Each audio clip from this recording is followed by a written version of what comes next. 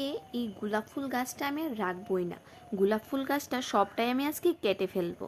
কেন বলছি, শীত আসতে তো আর বেশি দেরি নেই, তাকে তো কাটাই ছাঁটাই করতে হবে। এখন যদি কাটাই ছাঁটাই না করি তাহলে আর কোন সময় বা করব। এখনই হলো ঠিক সময়।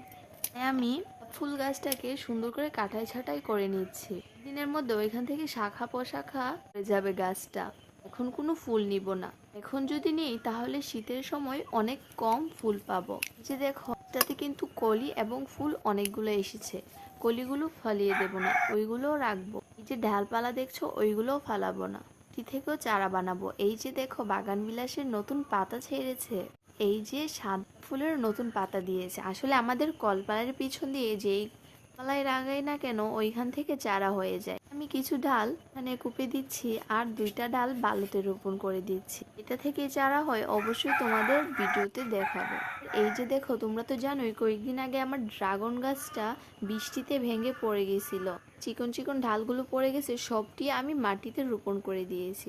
মাশাল্লাহ, দেখো একদিনের মধ্যেই ডালটি থেকে নতুন ঢাল শাখা পোশাখা বার হচ্ছে।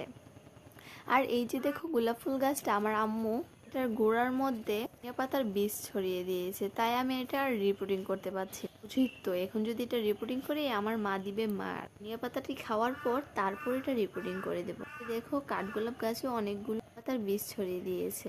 এই যে গোলাপ ফুলটি, এগুলা কি করব, যে কলিগুলো আছে এটি কালকার মধ্যে ফুটে যাবে। মানি প্ল্যান্টের যে ঝাড়টা আছে ওইখানের মধ্যে দিয়েছি। দেখো মাশাআল্লাহ, কতই না সুন্দর লাগছে।